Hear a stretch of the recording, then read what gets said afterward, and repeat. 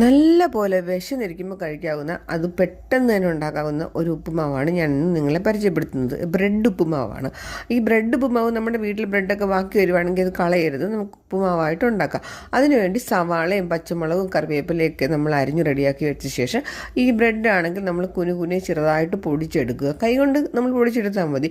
എന്നിട്ട് നമ്മൾ ഉപ്പുമാവ് ഉണ്ടാക്കുന്ന പോലെ തന്നെ ഒരു പാൻ എടുത്ത് അടുപ്പിൽ വെച്ച് വെളിച്ചെണ്ണ ഒഴിച്ച ശേഷം നല്ലപോലെ ചൂടാകാൻ വെക്കുക. എന്നിട്ട് കടുക് ഇടുക. കടുക് മാക്സിമം സൂക്ഷിച്ചിടണം കേട്ടോ, കണ്ണിലൊന്നും വീഴാതെ ശ്രദ്ധിക്കണം.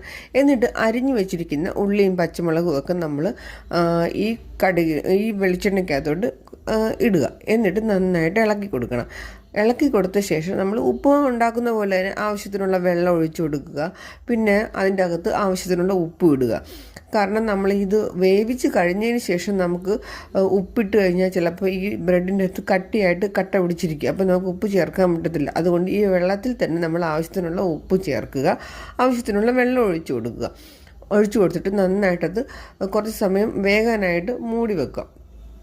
മൂടി വെച്ച ശേഷം വെന്തു നമ്മൾ അതിൻ്റെ അകത്തോട്ട് പൊടിച്ച് വെച്ചിരിക്കുന്ന ബ്രെഡ് മിക്സ് ചെയ്യണം. ബ്രെഡ് മിക്സ് ചെയ്യുമ്പോൾ ഒരു കാര്യം ആലോചിക്കുക, നന്നായിട്ട് ഇളക്കി കട്ട പിടിക്കാതിരിക്കുക. നല്ലപോലെ ഇളക്കി കൊടുക്കുക. എന്നിട്ട് ചെറിയ തീയിൽ ഒരു 2-3 മിനിറ്റ് ബ്രെഡ് ആയതുകൊണ്ട് പെട്ടെന്ന് വേവിച്ചെടുക്കുക.